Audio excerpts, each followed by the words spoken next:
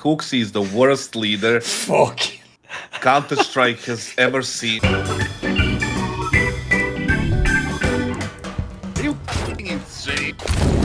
Right, we're back with another episode of Hot Take Point Made. We are actually recording this right fresh off the end of the 2-2 games in stage 2. So potentially maybe something will pop off based on that. And spoiler, I already secretly know it because nowadays we ask who has the spiciest take so that they can go first. And spoiler, it's obviously Kassad's time, isn't it? So the floor is yours, Kassad. What would be on your mind right now? What would you like to talk about? What have you seen from home? What did you see? So many things, but I have to talk about the biggest bitch in community. And that's HooXi. This guy, the hot take is actually that HooXi is the worst leader Counter-Strike has ever seen. Well, listen, it's a hot take. I'll give you that straight out the gate. That is a hot take by definition. Yeah, absolutely. And the worst in-game leader on the major itself. Like, not the history of majors as well, or just this major? No, not the history of the major, but just this one. Okay. But the worst leader, why I'm saying a leader and not in-game leader, and saying it separately has a meaning of itself, right? Oh, right. First of all, right. This thing that happened today and the Astralis statement and his like behavior before that, it's just so ridiculous. It's just so bad to the point that if I'm Astralis, I should fire him immediately.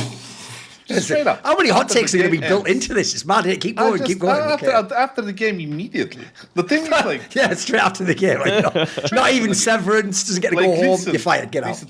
First, he goes to like... He opens the door of Chinese, community. True. Listen, nobody opened that door for you. Nobody pushed you through that door. You signed up for that. You talked shit. You got slammed by Tyloo 13-6. And you got backlash for it. And then you start and you want to play victim to us? Because they have been trash talking and sending you death threats? Man, get in line. Get in the back of the fucking line when it comes to fucking death threats. Once I did my thing with that two-faced fuck from Brazil. Okay. Oh, I know exactly. Okay. Yeah, I know exactly. I know exactly what was coming. Okay. Hundreds of messages. Sure. And not just to me. I can open my fucking requests. I can open my wife's Instagram, which they found, and send like some crazy shit pictures of my one-year-old kid, one-year-old child, saying all kind of sick shit. I didn't do that. I could have embarrassed Fallen with that. Okay. Saying, is this the fans like you are, you like love so much and doing all this shit and play the victim card? I didn't do it because I opened the door to Brazilian hate. Sure. I did it. I called their country shit. I called him fucking this and that, and I opened the door, and I'm not complaining about that. Fair enough. It's shitty as it is, what they brought, whatever, but I'm not complaining, I'm not crying about it. And on top of that, they got spanked on the major completely. They were the worst. Like, we all saw the stats of the T-side rounds and everything that was happening. They were just the worst. On top of that, after the pain game, he goes out in the interview, and he says, in the interview that the multiple times like, listen, I didn't even know these mistakes were even possible, amateur decisions.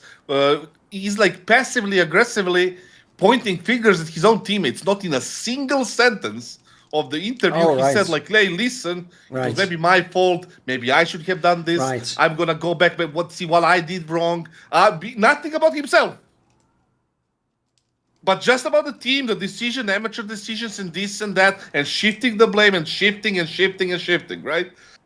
And then he stays off the fucking social media for a while, and then he posts the stories on his Instagram of the messages that Chinese fans or Chinese people, send it to him. What kind of a weak-ass, bitch-ass behavior is that?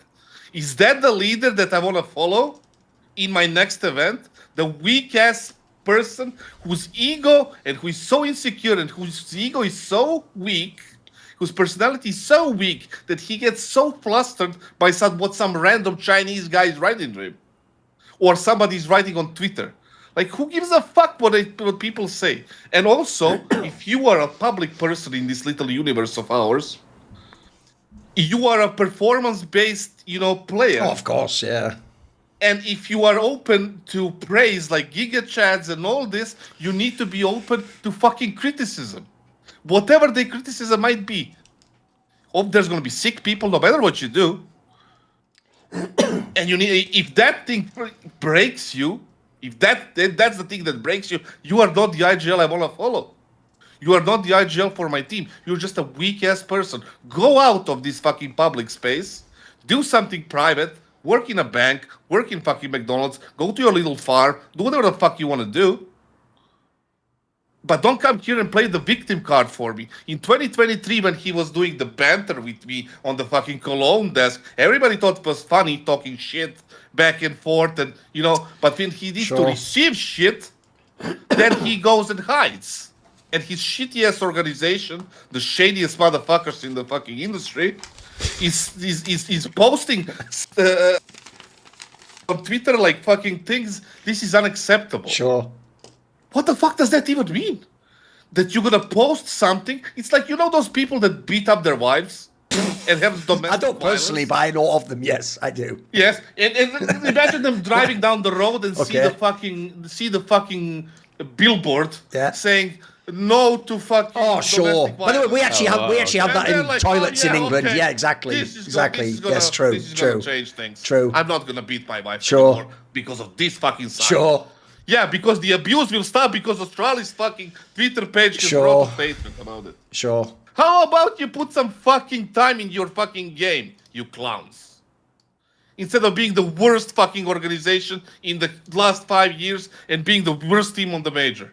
Having the worst IGL and the worst leader in the fucking community. Well, welcome to Hyperbolic Point. You know, in 2023, when they won the fucking thing, the Cologne and Katowice, handful of people, including myself, Richard, I don't know who, was talking shit about HooXi, saying that he is shit.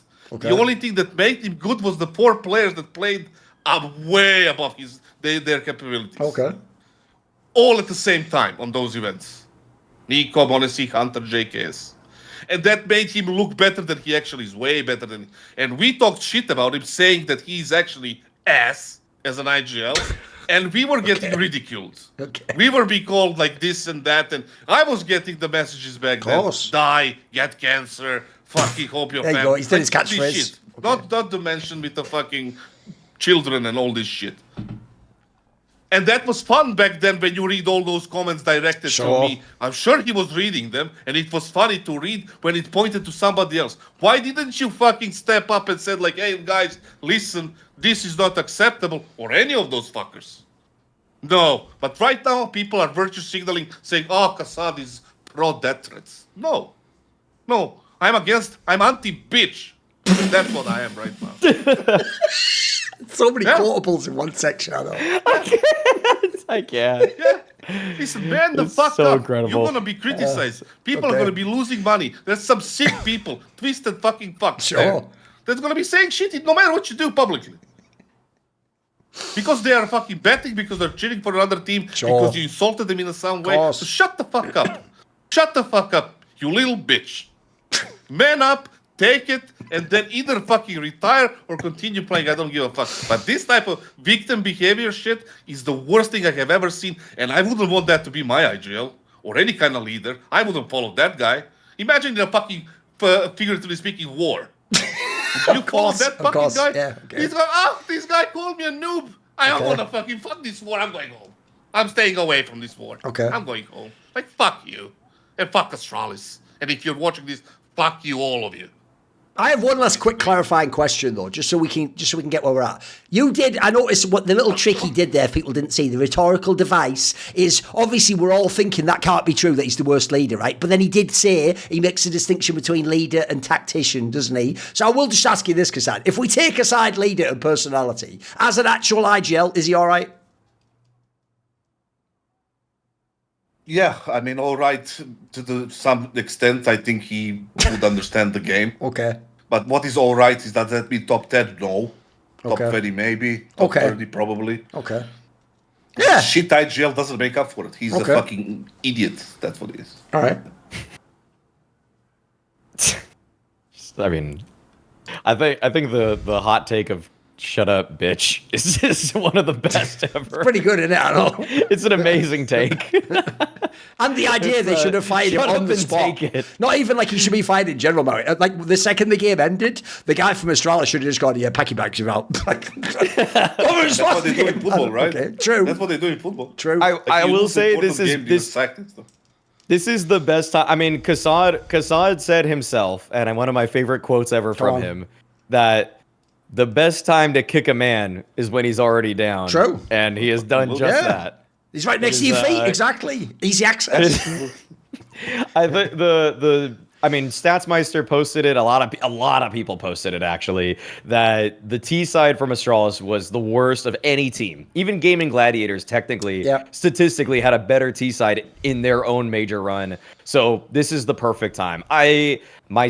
Watching Astralis, that 0-12 that they had versus Pain on Overpass, I don't even think at any point did it feel like it was going right for them. And also what was funny is that they let us listen to the comms on one of the middle of the half rounds where they brought up the fact that HooXi said he kind of just was asking so much from everybody else instead of, and there's times when leaders do that. Apex sometimes says we needed to do this better so that, we need to swing with this kind of flash. It's like, to me, the way that HooXi addressed them was more, he kind of just was like, come on, guys, take responsibility, take accountability, as opposed to, sometimes I think Apex's criticism is pretty sharp, but it's at least talking about something. To me, it's kind of like, there's 20/20 hindsight, but at least it's with a constructive criticism, little tinge to it, where he says, we need to be sure we're swinging around the corner together. And I'm kind of thinking in my head, it's a little weird to nitpick after the round's already done. I would want him to move on,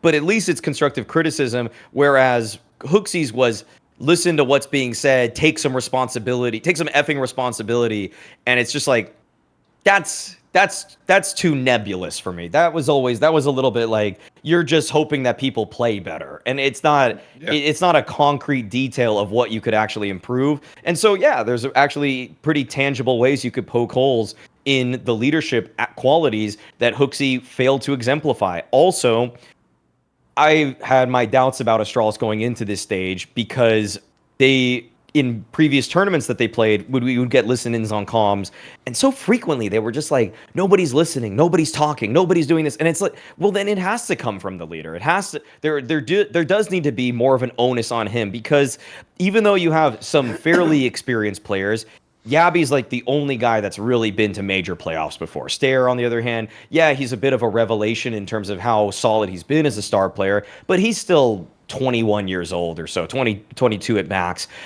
With Ryu, he just came from a Monty team that really has very little experience to them. Fozy's been just kind of like, it's a super impressive career trajectory for him to bounce around all these different continents, but at the same time, he's only going to have so much of a voice in these kinds of rounds. So it has to come from the guy that's won Kato, Cologne, a Blast event. I mean, it's not really like, this is not going to come together as easily as just saying, hey, NiKo and Mattis did a lot for me. You guys need to do a lot for me too. So I get where Kassad comes from in that side of things. I think that one guy though that I probably would say what does he do, and probably to me also deserves a lot of the blame here is Rugga. I don't know how like this team has totally capitulated in the final third of the season. Like the first third or so, I was thinking, okay, this team's got a little bit of edge to it. Like Ryu looks really good in these positions. Yabby also can be this kind of player. Fozy's getting a lot of stuff set up for him. Stair is over-delivering. But then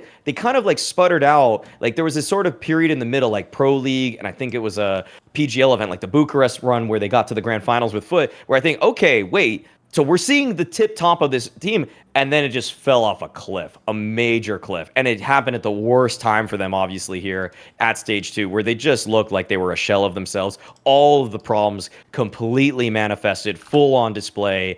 And that to me is a coach, and it's an IGL problem. I don't want to point the finger entirely on Ryu, because I saw a lot of skill on this guy when he came into the roster, and he even showed some of that, but he wasn't maybe used in the best way.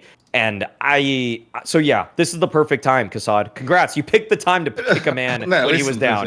The best time. The thing is, before Duncan goes in, just to clarify, you said that like a very nearly perfect example, right? It's saying like take more responsibility and accountability on the server. What the fuck is that? Like, I don't want to hear that in the middle of the fucking server. If I'm the coach of the IGL, that means what? We need to make sure we're swinging together. What the fuck you? If I'm a player, I would say fuck you, right? Like, what the fuck is that? That means to translate to people. Like, you need to swing more. That means somebody was swinging alone. And somebody, like, there is a problem in the basic of spacing. If you want to take a timeout, if your coach says, listen, Robs, let's take Vitality. Listen, Robs, we need to make sure we are swinging together. Last round, you were late behind Flames. Next round, when we're swinging short, make sure you are fucking behind him right away. Don't be fucking late. With that intensity of a voice in the fucking, when you are explaining something, that way he's going to understand. Not saying like we need to be more, we need to take more account. What the fuck does that mean? Tell me what to do. What did I do wrong? I can't see it as a player in the middle of the game. Was I late? Was I fast? If I don't notice it, tell me. Use the timeout. Tell me, and tell me in that way so I can understand it. Instead of a generic shit that you say because you're hoping that there's going to be a new Monaco and fucking JKS and Hunter to save your ass.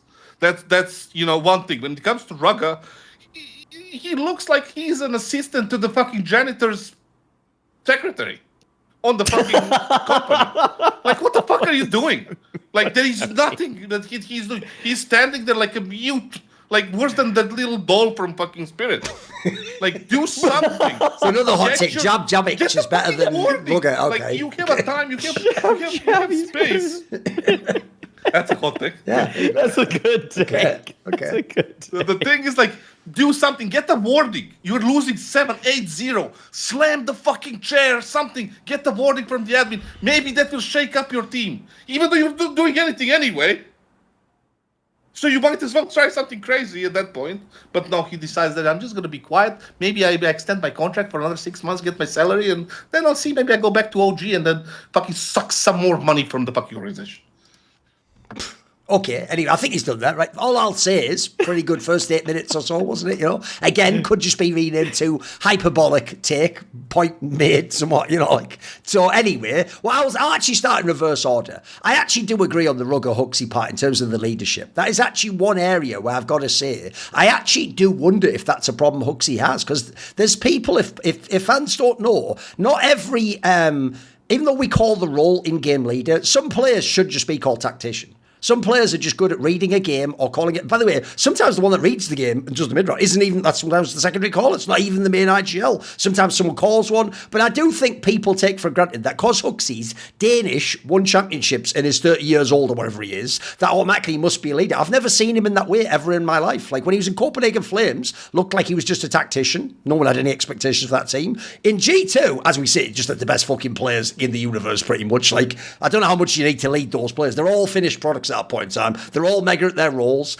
This is the squad where if you were going to show you're a leader, it's now. And I actually haven't seen that part. I agree. I actually think, if anything, he's doing the thing that I hate. You know what? I'll call out one of my old mates for this. Actually, if people don't know, Lurpus is one of my better friends in the history of Counter-Strike. I've known him for, 15 plus years. And I used to tell him back in the day, I actually think your problem is you're a really good tactician and you're good at calling the game, but you don't do the leadership part. Because he was the sort of person where I can tell you, if his teammates fucked up and they didn't do what he said, he would just sort of think well, I did my job, you should fucking do something, what do you want me to do? But he would never do that sort of thing of you take the guy to the one side, don't worry, in this game, just play a bit more back, I'll take the ground, you just trade me and get in the game. He wouldn't do that. He would just sort of think, well, you failed your job, GM, get a different guy in here, get me a better player. And I always used to tell him, that is why when you're in the big games, if you lose them, that someone could point to you and say, well, there's no one doing that. And by the way, this is when there was no coaches. So I'll say on the HooXi Rugga part, first of all, what you're saying that HooXi said in the timeout, bro, that's what Rugga should say. He's the one who should give some generic sort of guys, let's get our heads in the game, I'm watching you and there's no life, etc. I agree with Kassad though. One thing I hate is timeouts where it's just pure generic shit. The football equivalent would be we've got to fucking, we got to get stuck in there, hit someone, you got to fucking get the ball in their box. That's not... tactics would be something like, bros, our link up on the left doesn't work. Like, you'll move a bit further up when the defender comes. I see what you mean, Kassad. What you want to do in that moment with inexperienced players is give them something actionable. Tell the guy, like, you know what, next time swing first and I'll follow, or right, I go for, you know, something like that, where it's like, then the guy doesn't have to think about the pressure, the moment. He just thinks about the thing you just said and he does it next. And hopefully that works. That's leadership. I agree. Especially because, by the way, notice what you're doing there is you're actually taking responsibility in the sense you're saying, I've got the solution. If that then doesn't work, it's also going to come back on you. But as a result, you can't at the end go, we didn't get it, we didn't get aggressive, we didn't fight for it like you want it. Like, that's some shit people say in movies. That's not real life. You don't say that in the game. You don't. If no one knows, Phil Jackson, probably the greatest coach ever, never said that a single time. What he would do is get the whiteboard out and go, let's just do a curl screen and get this guy open and get a shot, you know. That's what he'd say. He wouldn't say some fucking shit. Well, guys, this is the championship. Are we playing for it? Like, that's what you say in the movie version that Phil Jackson says when he's being played by fucking Sean Penn or something, you know. It's not real life. So then we go back, right? I do also sort of agree to tie this to social media. I'll tell you why. Because now I think about it, HooXi really isn't the guy who, like, except maybe when he might have done it when he was NiKo, because everyone knew he was the one that was hated on. He isn't really the guy to take accountability when he loses, I agree. He's more the guy to just sort of be like, oh, sad that happened or whatever. If you think about it, right, if Karrigan ever has a tournament where he loses or he has 0 T rounds, he'll just take it all on himself. Look, I think that's too far. I don't think you should be dishonest. But Karrigan would be like, that's my fault, guys. You know what? I take the blame for that one. Don't blame my teammates. Some of them are inexperienced. They'll get them next time. I have to take account. I'll do better next time. I don't think HooXi does do that. And I do think that is kind of bullshit. And then on the social media part, here's the problem with the social media angle. We've all experienced this. I mean, we're out there throwing hot takes and fucking tweets all the time. If I was to click every fucking time... By the way, I've told people this years ago. Because I'm famous and I have 200,000 followers, I don't get to use Twitter.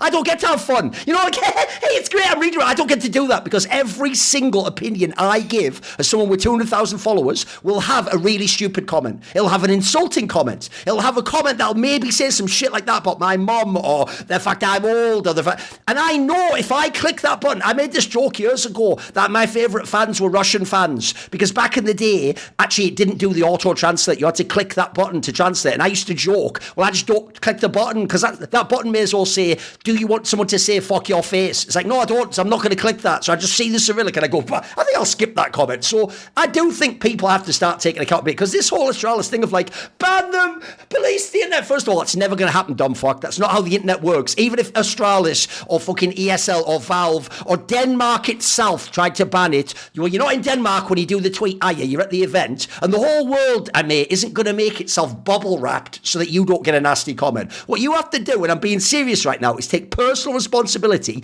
Do not open the fucking comment section when you just lost a tournament. Do not open the comment section for 1 week after you insult a country or a player from a country that's spicy. Kassad nailed it. China, Brazil, maybe Russia even. Certain countries. Turkey. It is the thing. If you talk shit on Americans and Brits, they might go, you fucking suck. But that you can take that. They're never going to say, your family should die, which is the fucking really evil shit. But we all know that's going to happen because it's semi-anonymous. It's fucking internet, boys. Anyone could do that. I'll give you the analogy. I gave it on Twitter because people always go, wow, you're victim blaming. Listen to this analogy. It's fire, right? I wish... You know what? I think people can guess some of my political opinions. I would deal with criminals quite harshly. There wouldn't be a lot of criminals where I live. That's why people don't like my political opinions. But I'll tell you what, since I can't change the political landscape, if I know in my town there's an area that's really dangerous with loads of criminals and you get attacked, I would tell you 2 things. 1, don't go there. It's really dangerous. And 2, definitely don't go after 10 p.m. when it's all dark out and there's no one there with you.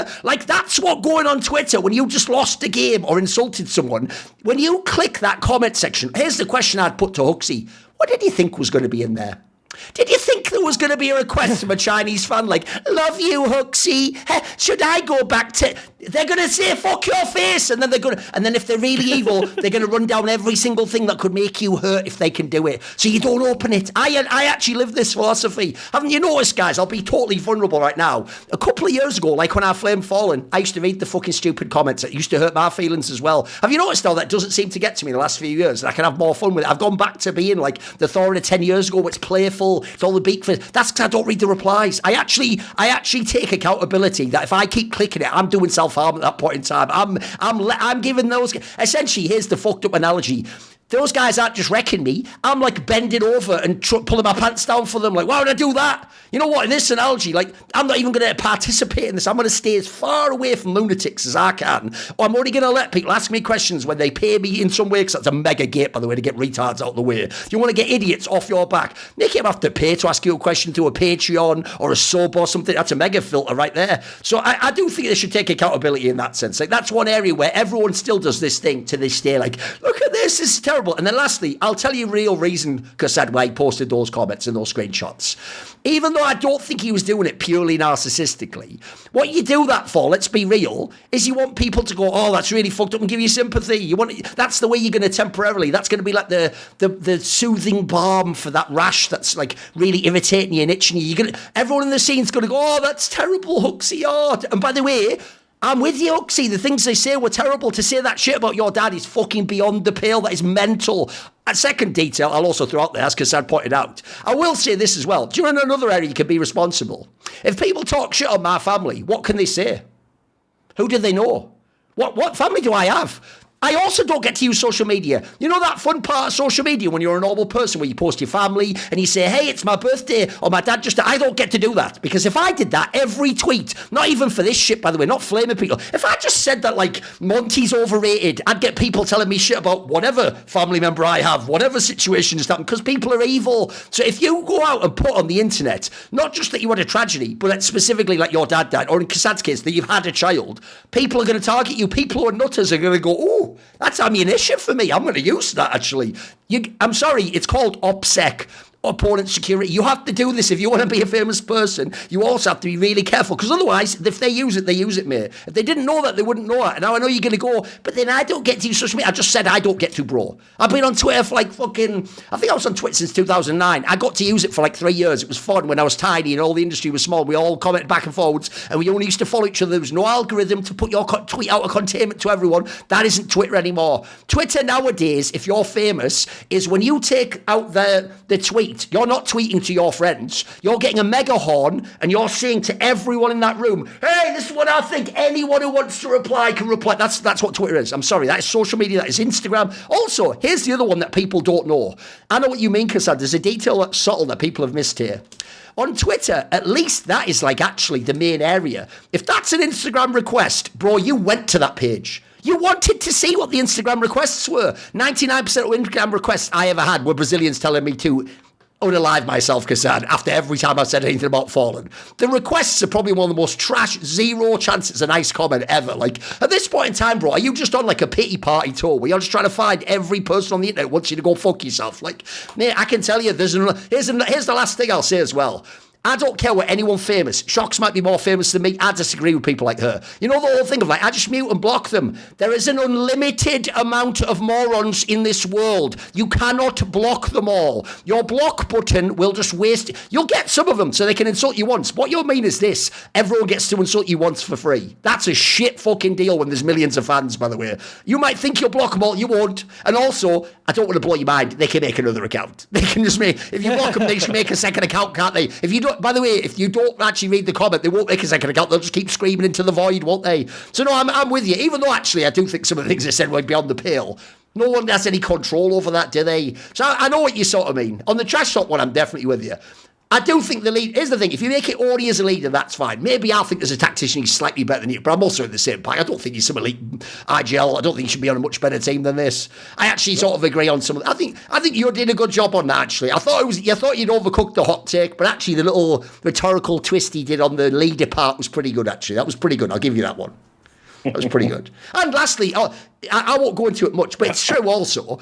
It'd be one thing, mate, if this was a normal IGL who'd only, like, as trash talk in the game said go back to China. But by the way, in the same way as they could say to him go back to Denmark, that's not racist, you fucking idiots. It's just the country they come from. You're trying to eliminate them from the tournament. That's not even in any way bigoted, by the way. But here's one area where HooXi doesn't get a pass, actually, kassad. He literally used social media against you. Now, you'd done it to him too, but he thought that was fine to fire back. If you do that, HooXi, At the end of the day, you could DM Kassad and tell him to fuck himself. You want people to see that he should go fuck himself. Let's be real, you do probably want your fans to join in and go, yeah, fuck this guy. You sort of do. We all know what you do if you do a public tweet, mate. Let's not pretend we don't. So on that one, if you, listen, in that scenario, if you use a bit of fire yourself, don't come crying to me, mate, when someone comes burns your house down. You were using the same fucking element, mate. You were doing it too when it suited you. So I'm with you. And I also do agree, by the way. One thing I actually don't like about HooXi, Maui might be in a totally different camp than the two of us, I won't include him in this, is I actually always used to give HooXi, maybe you can even confirm this, Maui, I used to give him mad props for the time he came on Snake and Banter just before I joined G2, even though, by the way, I think I always thought he was a bit overrated, and it seemed to me before that, like, oh, he's one of those people who gets media, you know, he's a bit like Fallen, maybe he gets it, you can flame him, but all I'll say is, I won't go into big detail, but I actually get the vibe ever since everyone hated on him for G2, he's been the sourest bitch of all time on that shit, mate, like, he wouldn't do shows now, he complains about everything, I even saw him complain at this major that he thinks TOs only feature negative parts of him when he does like shouting out and they don't show when he cheers people. Because it's not TV, dickhead. No one wants to see you go, nicer! That's the most garbage clip in the history of Counter-Strike when they show the nice. That's nothing. They're going to show the clip where you say, the fuck are you doing? Or, hey, you asshole. Like, that's the clip that you show. That's just media. Again, if you don't like it, mate, I agree. Go fucking stack shelves. No one will bother you there, mate. Put the beans from here to here. Zero hate. Zero Instagram messages. Zero comments about your family. Now, with that said, I wouldn't do that, mate. I don't think you should be fired. I actually think he's fairly fired on Astralis. I don't know if I'm about you. I don't agree on that part. But also, Astralis isn't that great a team, is it? Like, the joke is, you may as well just take the name Astralis off and just rename them Copenhagen Flames. Then it'd be totally legitimate what they're doing as a team. It'd be an appropriate team, and it's his squad. There you go. Right, there you go. We've got all that out of our system now, boys. Now we can just enjoy some Counter-Strike and talk about it. I tell you what, though, even though HooXi didn't want to hear any of that, you will want to hear every future episode of Hot Take Point Made. But maybe you're not always at your PC. Maybe you have a hard time blocking out all the outside noise. Not talking to you necessarily, HooXi, but you. Maybe you have a hard time doing that. Well, if you were to get some Raycons, you could obviously immediately block out the noise, couldn't you? This message is obviously sponsored by Raycon. Because if you were to get the Raycon Everyday Classic earbuds, they actually have active noise cancellation. You put that on, you won't hear anything around you. You won't hear a crying baby. You won't hear beep, beep, beep, beep outside your window. You'll just be able to hear this Straight Fire podcast. You'll be able to listen really carefully and be able to go, okay, so he's the worst IGL, he's the worst leader, he's the worst human from Denmark. He should be removed from planet Earth. You know, you can hear all. You can hear it all. You don't want to miss any of those. You don't have to rebind on it. You want to hear it all the first time. Also, they fit really well, a bit like HooXi and just average Danish teams that aren't really Astralis. So they fit straight in your ear. They don't fall out. That's annoying if you're at the gym. I know when I go to gym, it really pisses me off. I'll like rep one and the fucking thing falls out my ear. That does do me in. I have to stop and put it back in because who can do 9 more? Well, now you're thinking about that, not the bloody weight going up and down, are you? Then also, they've got a 30-day happiness guarantee.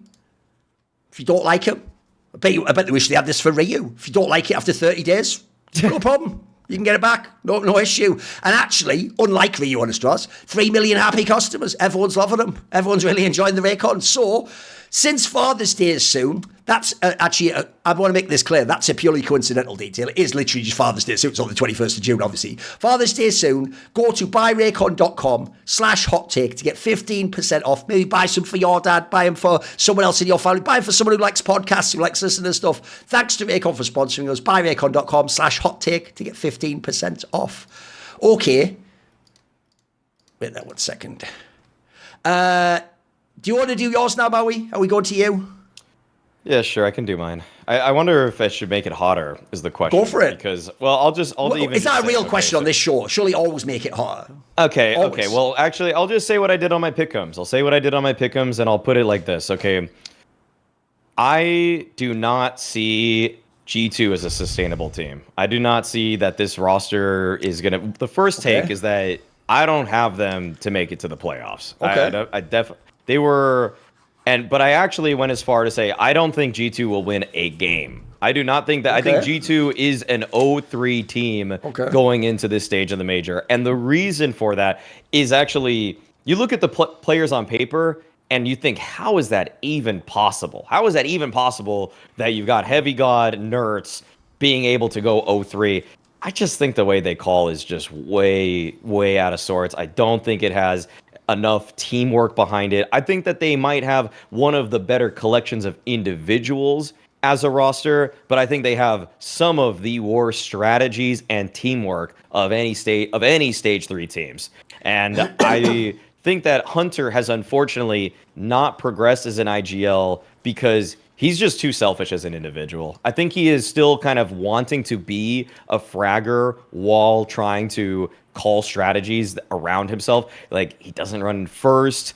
I think that he didn't really swap to, like, Mattis is the one that took so many of the bad spots. Why would you not want to foster this new talent? Like, kassad was raving about this guy, but now he anchors B. I don't think that makes any sense for his skill set whatsoever. And so I think you have CT positions that are not fitting of the players on that team. And I also think that the calls so frequently, I'll even say this, I think Saw has given Hunter a great playbook. I think that the beginning of a lot of the rounds are actually totally solid. First 30 seconds, I like it. Late mid control on my Ancient, or you're going to use some utility set to try to draw a distraction on the round. I think all of those start well, but I think that so frequently when I watch a G2 round, everybody's playing for themselves. I don't see sometimes a common vision for how they want the round to end. I don't see a mid round that actually takes them there. And you're either going to get some individual on the team that gets, dare I say it, lucky that they just found a timing on a smoke, and the player quality will lead to some rounds going their way because of that.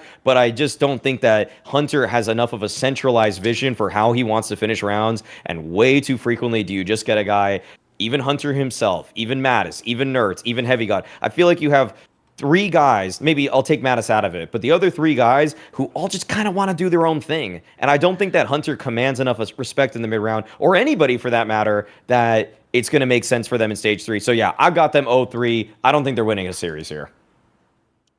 You want to take it, Duncan? I kind of go for it. Go for it. Drew. Right, what I will say is I somewhat agree in this sense. The problem they have in G2 is it actually reminds me of a scaled up version of Liquid, where the issue is you look at the roster and you're like, these are good players. Like, you know what, give them time. But then you realize, oh, wait, it's been time, hasn't it? Like, they've had that roster for a while now. Like, they've had a good few tournaments.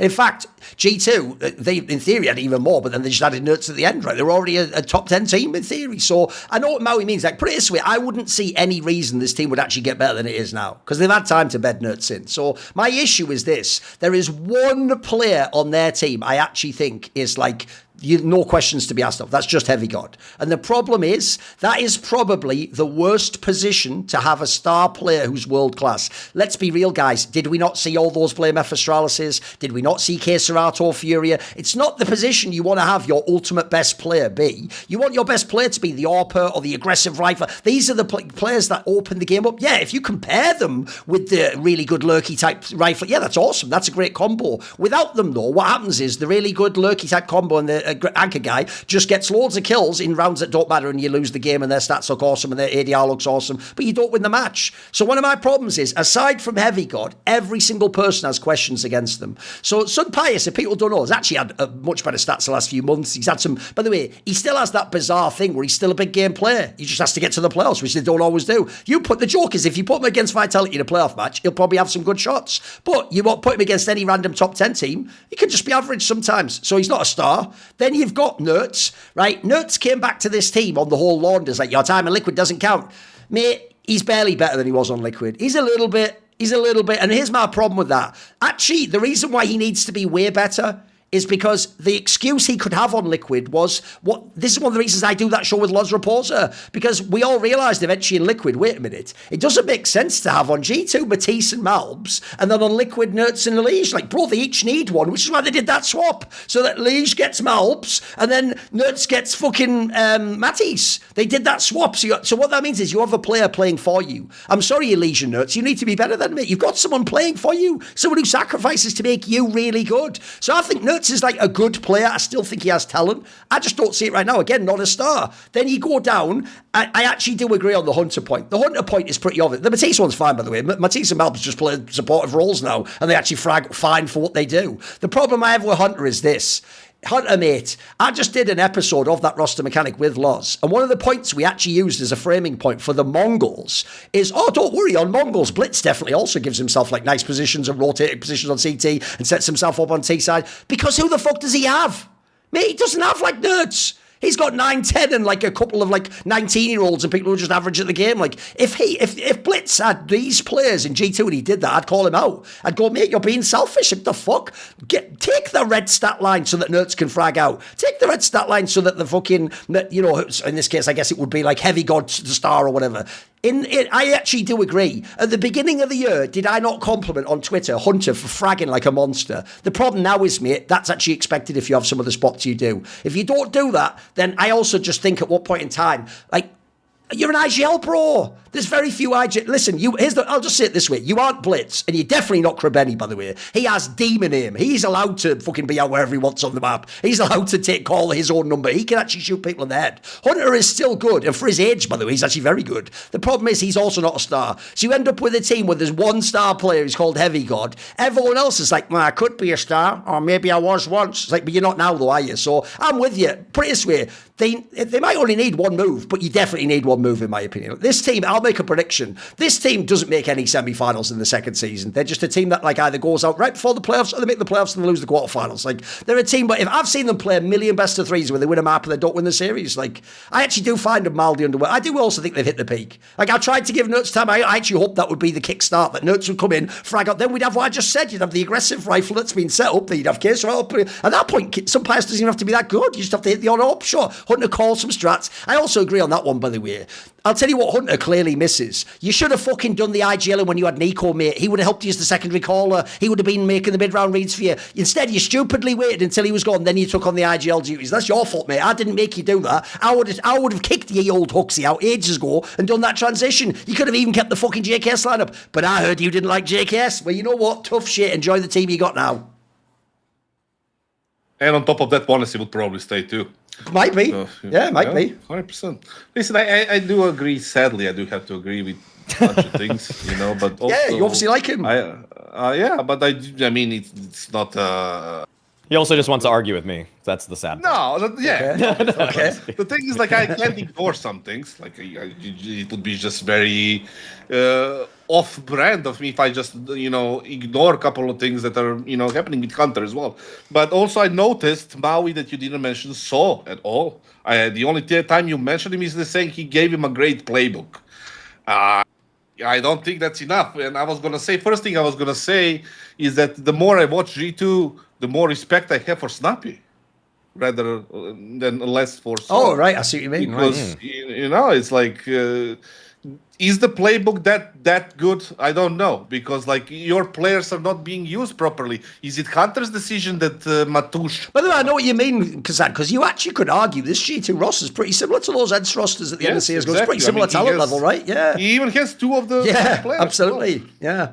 You know, and a sharper IGL and whatever, right? But the thing is, like, what I was going to say is, like, you have the control over the team. It's mostly your calls. Mattis' positions is not Hunter deciding them, you know? Yeah, that's He's true. the guy with the keys of the team. I mean, why is he anchoring B? Like, why is that a thing? Why is that a thing before the major? I do agree with what for Hunter and some of the calls at the mid-round calling, it feels like he has not really figured it out how the teams play and how the CS is being played nowadays. Maybe he's a little bit stuck in some of the past versions of, not versions of Counter-Strike, but some of the past meta or like past period of Counter-Strike being played in a sense. Also, there is a valid point. Like, if you wanted to go to the IGL, you didn't have to wait for it to be like a desperation move. You could have taken it when NiKo was there and had a much better, you know, synergy and much better calling and much better, like, everything. Your firepower, not to mention that. When it comes to Nertz, I also agree on the fact that he's slightly better than he was in Liquid. It's not like his numbers jumped. You know, we saw that ancient game, but he had 2 and 15 or something. Important game. Now, are they going to make the playoffs? Probably not. Are they going to be 0-3? I don't agree on that one. I think there are teams they can beat, definitely in the best of 3. Like, you know, Bad Booms and 9Zs and perhaps even Maus. Why not Maus? Like Maus is not some sort of True. team that's unbeatable by G2. I mean, we know that the same lineup of G2 had the good games against Vitality, and it's Yeah. all best of threes right Yeah, now. yeah. It's not best of one. So there is a factor of that one. Not to mention obviously Bait and Mongols even. Like it's not that far off. They're gonna win a game or two. Playoffs is a little bit of a stretch. I'll give you that one. I do agree. The question is like this lineup, what happens after they don't win the major, Where do they turn? They G2, announced they are getting rid of that Klim kid. They're open to offer. And so it's not going to be one-for-one replacement because they're looking to get rid of him. And Sampayas as an individual, for me, he's a non-factor on the server. Yeah, you said it. Like, listen, he's going to have maybe a few good shots in a playoff game against Vitality, couple of rounds, and that's all. But in the big picture, he's not noticeable on the server. You know how you see, like, you play a game or you watch a game, and you feel the open on the server. Like, you feel the player making problems for you. He's not that player. Right. Like, he's not that guy. Like Molodoy. Molodoy is a perfect example of that guy. He is the guy who is felt on the server. Sampayas isn't. Even though he has, like, decent, better numbers in the last few months, yeah. But you said it, like, completely right. You want your star player not to be anchors. It needs to be the entry guy, the aggressive guy, the opener especially. Who is going to make the difference? When your anchor is just he's anchoring. He's just sitting there. He's not making any difference. Even when your front guys just die and he's 1v4 all the time. Like his starness or whatever the word is not going to come into play because the rest of the team is not performing well. So there is a question. Why Matush? Why is he on these shit positions? Who made that decision? What do we do with our Oper? Heavy God is fine. What do we do with Nertz? Is he still good enough? Can we lift his individual level to what it was? Was it So who did it? Or we need to put him on a front watch? Or was it Snappy who kind of placed that guy in the position where he is the best that he can ever be? Who was it? Like, let's examine that. Because it has been a year when Maui said the So signing is the best signing in the player break. It has been a year. I mean, it's coming up to a year. They won that event, nothing more besides that playoffs, and that's it. We expected more. So who's going to be on your front watch outside of Hunter, Maui, right? Who else? I'll say this. The Saw move now, in retrospect, is it still got him a trophy, which is better than anything Falcons did with Kyosuke thus far, and that was the second place runner-up for best move. Big but, is that Saw, I didn't expect him to be just like a Nepo hire guy. I mean, he brings in Sun Pius. He likes him a lot. He's obviously, he used him as the IGL for Rio as well. Oh, Clearly, right. So, I mean, he entrusts him quite a bit with understanding the system that he wants to carry out. And then also brings in Nertz, too, who I would say that I don't think a lot of people would have really been too mad about that. I don't think people were mad about that. I think people were pretty happy about the fact that they got Nertz. They thought it was going to bolster them in some way. So I'm kind of waiting for the next move because I think the next move is where Saw really, he decides it for me. Is he actually trying to stick with guys that he likes? And is he just trying to get them another paycheck? Or is he actually thinking about the future of G2 as an organization? Because already as it is, I don't think that Mattis in anchor bad spots makes sense. I think that role shift has nerfed Mattis, and maybe you unlock something there. So time will tell whether or not it's a great move because maybe this iteration of J2 is not in its fully fleshed out form. But I think that something is going to have to change, and I really want to see what that is before I judge the long term. Okay, a year in, or maybe a year and some months. What did Saw do with this project beyond the trophy that we already know he has? Okay, yeah, right. Okay, by the way, since we are celebrating the major right now, why not join us and help us make money? So, because I can do epic rats and then make his background look like a map that he used to play.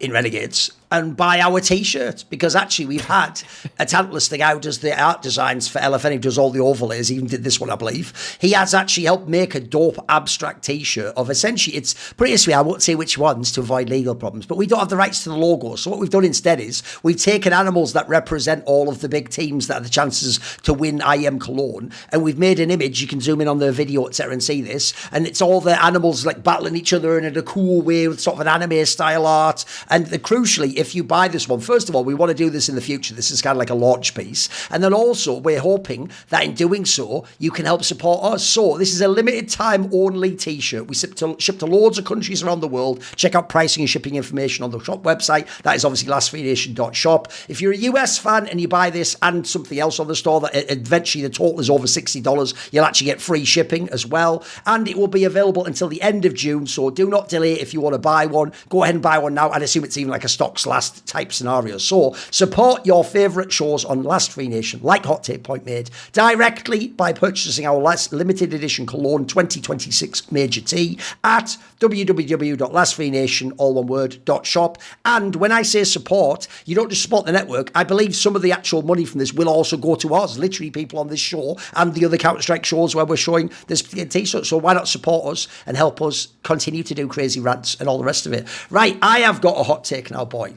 Now, mine isn't blistering, and also I do have a fan take, so we might extend this like 5-10 minutes, but I'll do mine. I've got a quick one. It's a little bit of a rant, but I want to see where people go with this, because actually, I know Kassad particularly, I feel like he's going to fuck with this rant. I don't know where Maui will come down, let's just see. I saw the news today, like a lot of people, that Apex is going to be a father. Congrats. He's one of those people, by the way, who can put that information out there. He can take all the hate, whatever. That in the future, people definitely, when you lose a tournament, will say horrible things about your kid, mate. I'm sorry, that's just the nature of the internet. But here's the point it made me think about, right? One of my pet peeves, you've heard this before, but I've never done it as a hot take, because I do think it's a hot take. Here's what gives away that so many fans of esports are teenagers or people in their 20s who don't have a wife or kids. They don't have a family. They just live with their parents, or they're single, or they're just people who maybe they don't even have much of a social life. They're just people who are in the game. They're doing internet culture. They're living their own life. They're being selfish towards themselves. Because I think everyone tells on themselves, as the kid says. They do the self-report, where when someone has a child, remember, I first saw this happen with Electronic. When Electronic had a kid, then he had like a few tournaments where he wasn't that good, and people were like, well, what do you expect? He's just had a child. You can't expect him to focus on the game now. It's like, first of all, this is the rant. It's the opposite. And I can tell you from personal experience, having a family, I actually think has the opposite effect. It doesn't make you go, well, now I can't focus on the game. Bro, you better focus on the game. That's what puts food in their fucking mouths. It's not even just you. You can play like a bomb and get kicked out of your team. You can starve and eat ramen noodles. Do you want your family to do that? Surely you want them to live in luxury and have an awesome fucking life. You want to provide for them. So I think that's a whack angle, first of all. Then secondly, the whole thing of like, well, you won't have time now, right? Listen, we live the ultimate fucking game to have the work-life balance. We're not League of Legends where you live in a team house. In this scenario in Counter-Strike, you go home, see your kid, see your wife, then you go to the event. They don't go with you. It's not tennis. You're not Roger Federer. You don't bring them on the tour with you most of the time. You go away to the event where you can now focus on the game, what makes your living, and earn the money. Then you come back and then you can spend. I think people in esports don't even know how lucky they are if they're Counter-Strike Pro compared to League of Legends, maybe Valorant or something. These are the games where you live in a team house like 10 years ago, boys. You don't get to have this cool life that we've all had in esports. And then I'll just point this out. I always give this analogy. Here's why it's not more pressure. It's not making you lose. Because I once heard this line about soldiers, and it hit me like an epiphany. It changed my whole worldview on war and violence. I used to be the guy who thought violence is terrible. Oh, you should never want war to happen. I'm against war. I'm not against war. Do you know why? Because sometimes war is how you stop yourself getting conquered, stop yourself getting killed, stop everything you love being destroyed. And so the line that I heard, I can't remember the exact quote, but you'll have heard it before. It's something like, the soldier doesn't hate what's in front of him that he's fighting. He loves what's behind him that he's protecting. That is fucking fire. That is incredible philosophy. And I can tell you it's true. I myself was someone who I had longer than most people. I had like the 15 years of sort of like immaturity where I was really just like sort of a teenager inside, but I was like 28 or whatever. And I was thinking like, lol, this is hilarious being single. I'm just fucking like dating a girl here. I go to another country. I have the Tinder open. I can fucking take drugs. I can smoke. I can do whatever. I'll do some work. I'm really talented. But you know what? I've already done enough work for the month. I'll just chill for the next week. I've got a few videos stored up. I'm not feeling like working. I was out on the booze last night. I'll have an easy day today. Mate, when you get a family, I can tell you it's one of the reasons I actually became more productive, because I realised, wait a minute, I have to be serious. I have to be responsible. I have a family. I provide for them. So as a result, whereas before I'd go, maybe I don't feel like it tonight. There's no I don't feel like it. We need to provide for other people. You need to progress their life as well and build in. Like, I'll give you another example of why you work really hard if you have a family. What if you get fucking injured in a month? What if something happens to you? By the way, in my case, what if like I fucking lost my voice or something, or I couldn't type and my hands were all mangled? Suddenly my income would be gone, mate. If I don't have a nest egg, if I don't have a house, if I don't have things built up in insurance, my family's going to be in tough shit. So I do think fans think it's like, well, yeah, their career will go down now. They've got a family. Sports isn't like that, mate. Every fucking sports star as a kid, by the time he's 25, their peak comes when they're 28, when they're 32. Like, I think it's the opposite. So I want to see where you guys go on this one. It's a bit of a philosophical one, but what do you think? Okay, we want to go, Kassad? You're muted. All right, you're muted. Your mic's Oh, muted. sorry, I was coughing and I was like, you can go if you want. I have my opinion on this one, but Yeah. if you want to start, like, it's fine. Sure. I guess the way I would bring it in is that I haven't had a kid, but I am looking to have one. And so I've started thinking more about serious matters in life, like retirement plans, how much I need to set aside every single month in order to make sure that I can retire by a reasonable age, because I don't have the standard 401k options that a normal full-time employee is going to have. So I have to just set aside money on my own. And definitely things have changed. I mean, I also just, I mean, kind of, I don't know, I'm a homeowner now. Like, I think about a lot of these just factors of, okay, how much do I have to pay? Because I'll just put it like this. When I was in my first couple of years in this industry, I was a bachelor living in different places. I lived in New York, I lived in LA, I lived in London, and I moved around, and I just got to kind of just do whatever I want. I lived almost in a way money agnostically, where I just got to not have to think about it. That's the bachelor lifestyle, isn't it? It's fun.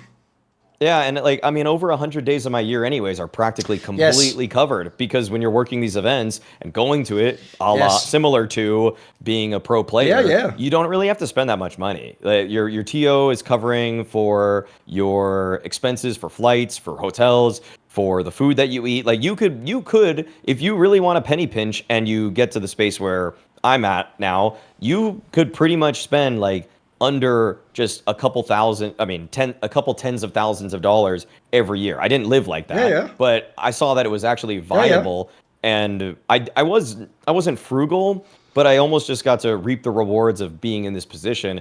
And I would say for the players, they're in the same boat. They get to similarly get to coast on the money that they have. Just all of it just kind of goes into the bank. A lot of it they just get to save it. It's not many of them. Like, you know, you'll see the Kassad, why Kassad dislikes the Louis bag, but it's like, Kassad, what else are they gonna spend it on? like they're just traveling all the time, so why not make their luggage? That's true. Well, the thing is, Kassad, they don't have families, all of them. They don't have mothers and fathers and grandfathers and close friends. They are also considered a family. That's true. I would make the guess that a lot of people that were privileged enough to have a good ass computer to play a game, to compete, and got to live at home for years before they actually made it pro, probably have a supporting enough family. So I actually like the angle that Thorin brings up, that it's really until you shoulder the ultimate burden of having children that you're not really taking it as seriously. The problem with it, my hesitation, is that I don't know how he grinds harder. I don't know how he actually works any harder than he's already working. I don't know how you go up from here when he's already in this position. So that's my take, is that this will probably be more of a distraction for him. I see why the Zoomers or the younger people without families would assume that, because literally the only place to go from number one with a bullet is down. So I think that in that sense, I think that Apex will inevitably he's going to fall off a little bit. It might not actually even have anything to do with his family, but it's hard to win with this take when you've already had the most historic season and year and a half that any team has had, almost. And where do I take this? It's going to be fun, right? First of all, when it comes to spending money and Louis V bags and all this shit, like there are ways where you can be more because you are the influencer. I saw the fucking NiKo story before the major right now, before they travel. You're all over social media. I love it. I know. What is it? Okay, what's it got this time? on. What's it showing? Somebody posted it on Twitter too. But the thing is, All like, right, you know, okay. him standing with his girlfriend on, I think they were in Monaco Okay. or like F1 or whatever the fuck. All was right. it. Okay. And he's wearing some sort of a clown pants, like he's some sort of like the Great Gatsby, and like they're posing for a picture and all this shit. And the 3 days from now is It's the Great major. Gatsby dim. One of the fucking He's F. things, Scott Fitzgerald dim. that he doesn't have is the major. Instead of grinding 20 hours a day, like 20 hours a day.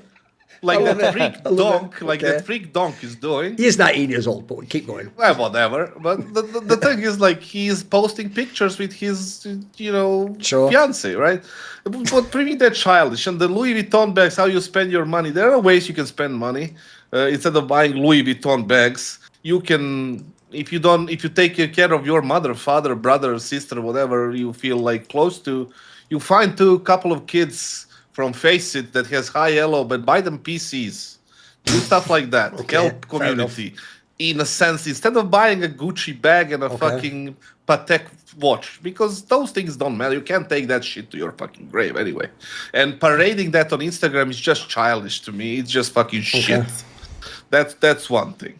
When it comes to Apex having a child and his performance dropping or something, that depends. I think that depends on the environment in the house. If he has a supporting family, when I say supporting family, I mean parents and his parents and her parents that's going to help with the baby, come in every time. If he can afford, which he obviously has a help in the house. If he has an understanding wife that will understand that the most of the luxury they are living in and they're going to be living in for the next 50 years are coming from the things he's doing now. And she needs to provide support. If he has a bitch wife, if he has a HooXi wife, then vitality era is over in about 7 months. But Luckily, it's not very toxic, but continue. Okay. the thing is, like, he has a supportive wife. Okay. Then I think he's gonna be fine. Yeah, especially, it's the environment, it's the support system around that kid, and the mother of that kid, and him. The support system around that little family right now that's going to be happening in 7, 8, 9 months is the key part, right? How he sets up that. If he sets it up, you know, great, then he's going to be able to focus more and have a couple of more years, 3 years, whatever, with Vitality or any other team. On the other hand, other players that have 1.5, 2K, 3K salaries, no support system behind the kid, problems with like getting into the big events, which means that the contracts might be shorter. But for people who don't know, unfortunately we had like a crash, so there was a few minutes, so it might have made him lose his train of thought. So pick it up wherever you can. Yeah, I was speaking about support system behind Apex and this the future that's you know, not very easy is going to be for him, but a beautiful future, right? Because he's getting a child. Yeah. When you get a kid, things change. Things change a lot, no matter what the support you have, right? Because the baby, in the first few months, he does wake up every 2 hours. He does require unlimited attention, and it can be stress on the mother. It can be stress on the whole family. But it's something that everybody needs to go through, and I think he's going to go through. Is it going to affect him? Probably to some extent. But to go back to what you said at the beginning, Duncan, when you said like he needs to, this is the reason to push even harder, right? And then you mentioned the war quote and all this. Or if not harder, at least to keep going to the max, you know, and be the best you can be. I mean, harder, just to keep the foot on the gas pedal, right? There is a saying, the war saying that goes like similar to what you said, right? And it was from the movie from Battle of Kosovo, which is like one of the biggest events in the Serbian history, which happened like 637 years ago. But basically, the saying goes: I do not go into battle looking at how great the force threatening me is, but at how sacred the thing I am defending is. Right. So it's just, you know, the thing that you are fighting for. I didn't know I was spiritually Serbian. Okay, well, I've joined the crew. All good. Yeah, exactly. But I get your point. So. Also, I mean, in his specific case, it's a little bit different because he already made more money that, you know, he can spend if he obviously is not an idiot. But So I don't think he's going to have a lot of problems. The only obstacle, but because we don't know, that's an unknown to us, what kind of a person he is marrying into, right? Is it going to be a difficult person? Because women are difficult. They can be fucking annoying as fuck, especially in that period. Why they can? That's a that's fact. a totally fine statement. That's fucking scientifically proven as well. The hormones, the fucking are all getting fucking twisted, and it's not easy, but it's a real life thing. So if he manages to handle that properly and everything is fine, then I don't see a problem in his professional life. Even though I know we had to extend this a little bit, do you want to? I think it'll only take 5 minutes. Do you want to do the fan take? Because I think it's a fun one. I think some of you will enjoy it. So the fan take, if you want to submit your own take and get criticised or praised, we'll see. Just go and subscribe to the Last Few Nation Discord. There's a channel in there, CS Hot Takes. So the hot take, listen to this, boys. Perfect time for it. Fighter pilot says karrigan will never win another tournament ever again as a player. He is simply too washed and too bad in the shooting department, and it doesn't matter if he has 4 donks with him, you cannot play the game 4v5. CS2 has been out for some time and has developed in a way now that you can't just vibe read your way through a game as an IGL, but instead you need the team to operate like a well-oiled machine with precision, something that Falcons has always lacked. karrigan can't shoot, and he is not even a top 5 IGL anymore. What do you think? He never wins another tournament. That's a statement and a half. Things like, I can understand the statement, but the reasoning behind it is stupid. Yeah, a little bit. True. It's very stupid, and this guy is an idiot. But the thing is, the statement itself, he provided better reasons that I would probably believe it. You know, I can definitely say that karrigan won't have a team that's going to be called the best team on the planet right now. Okay. You won't have number one team, Yeah, number one team. They can maybe win an off tournament in fucking Astana or something like that, right? Simply because the individuals in the team and things add up and like things, you know, the little pieces kind of get together and you can win it, right? Are they going to win it? I would agree that no, before he gets removed from Falcons project, because he is 36 or 35, whatever he is. But to say that he's fought, that he's this, that, and like, he has his value, right? No matter what you want to say about his individual performance, firepower, he brings value. He, with experience, with presence, with like, you know, not tactical, but like in-game stuff, rather like, you know, how to rally and use his players in the best possible way that he knows how. Is he out of the meta a little bit? Probably is his performance going to affect the overall results for Falcons? Even more likely so, unless somebody steps up and plays for 2 players like HooXi or something, because we all know that NiKo is not playing well too, and let's say Mauisnake kind of drops a little bit, then what do you have left? Nothing. To count on HooXi and Tassis to win new tournaments against the crazy Donk and even crazier Zaivu. So that ain't going to happen, but the reasoning is stupid. And you saying that makes you even dumber, but I get the idea. Yeah. Okay, Maui, what do you think? Well, yeah, I think karrigan definitely can win a tournament because he has almost the closest thing to 4 donks that any IGL has right now at his disposal.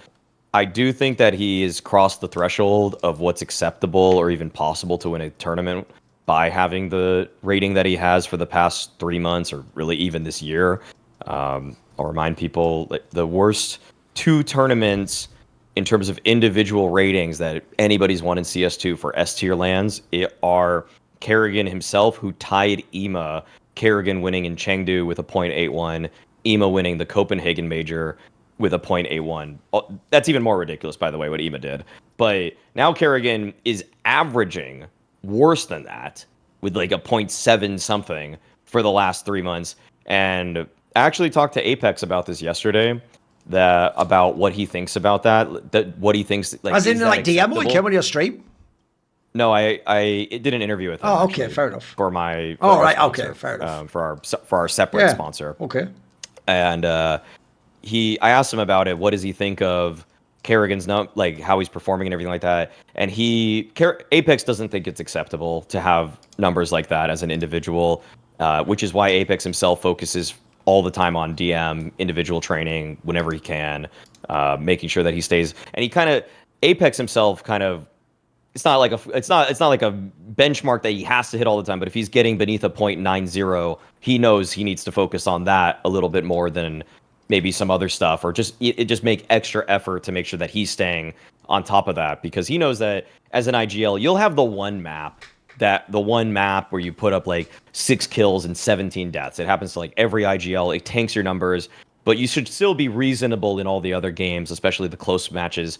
And karrigan and Apex himself also thinks that karrigan also knows that he needs to play better as an individual now. So karrigan does need to step it up. That's just an objective fact. I don't stand by the idea that you can just let it slide for this long, that you have those bad of numbers. That's kind of, in a way, I'd say, why there have been tacticians in the space that have never gotten the call up. I actually think that Bird from Sky guy that everybody was raving about, he probably had it as a caller. He probably, but like and also even Hunden. I think these guys were actually really excellent tacticians that helped put together systems that let their teams play better, but they were so capped out because they just were never going to individually be good enough to be anything more than a hindrance. It doesn't matter how well you call a T-side, because that T-side might get you 2 more rounds than if you just called basic strategies than that other guy that is next to you. But you're never going to make up a 0.7 rating. Like that loses you more than 2 rounds. So you have to factor that in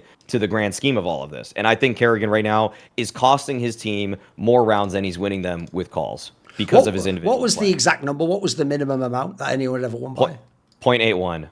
Right, here's the thing. First of all, here's why I disagree with this take. Because first of all, you fucked up by even invoking Donk and saying 4 donks, because I agree with Maui. As a team, he has the donks. Like, I'll tell you right now, I've got the stats in front of me. With this lineup over 2 lands, Monaco is 1.22 rating, Kiyosuke is 1.21, NiKo is 1.10, and Tessis is 1.03. Right, yes, karrigan's 0.73, that's too low. But like, that means already he has a chance to do that. Because think about it, right? If the 2 examples are karrigan at Chengdu, that wasn't insane firepower. That was like the latter end of FaZe being good. And then Na'Vi, the reason why I said it was a fluke is the team was fucking shite. Like, in that same team, he had Alexi B with fuck all stats too. And the top end was like JL having the tournament of his life. And then like what? Like probably like a bit from Wonderful or bit, one of the two did it. But like, that wasn't even that stacked a squad. If you'd have given that version of like Alexi B this squad, he also could have won many, many tournaments, as he did, funnily enough, later on. So I think that one's weird. And then also, this year, he's played in 5 lands. In 2 of them, he got the number that he needed. Now, it wasn't now with Falcons. Here's the key thing. He's had lower numbers with Falcons than almost ever. That's because he's had like a week's practice. And when he came in the door, it wasn't a functional team, guys. He had to fix a bunch of shit. It's clear he put all of his time, in my opinion, in the first 2 lands into getting Kiyosuke's positioning well. And it also looks like he changed some stuff up in Tessis, and he's like working with him to trade off him, etc. So I would even say, I actually expect, like Kassad said, I assume karrigan's been in the DM for the last 2 weeks, mate. Like, he's actually going to come in. And the key thing here is this. If there was ever a team where you only have to hit that low number amount, you don't have to ever do good fragging. You just have to hit the 0.81. That's doable. And especially, this is why to say this is why Kassad nailed it. He won't be the number 1. That's true. There'll be enough close games where this fragging might be what costs you. But the difference is, you can't win a tournament. Get the fuck out. Can't win a tournament, bro. They almost won one of these already with him having 0.4 KPR or something. So if he just has like a normal 0.5 or 0.6, you can win that tournament. Especially, by the way, let's just be real right now. This is why I should never have said Donk, bro. Donk literally could win you a tournament like that. And Monaco can do that for you. And who even knows on Kiyosuke yet? And God forbid NiKo ever turns up one of these finals. You'll win a tournament. So I think that's the whack part. I agree with Kassad. If you'd have phrased this take better and you'd have been, because that's a pretty cool angle. In Falcons, he'll never be number 1. That's a good one. I've got 2 last things to say. One, he still has the Tessis role issue. If they ever get like fucking Bit or Gym Fat, look, I guess he's not getting Heavy God now. They signed him for 2 years, but if you get Gym Fat or Bit, already you get a slightly better squad. And then lastly, in the second season, he has so much firepower, and crucially, he has that crazy psychological thing where they all think it's going to be great now. I would expect him to win a trophy in the second season, so I think we'll even resolve this one fairly soon. But I don't hate the tick. If you want to submit one, obviously subscribe to Last Nation Discord. We'll see you on the next episode.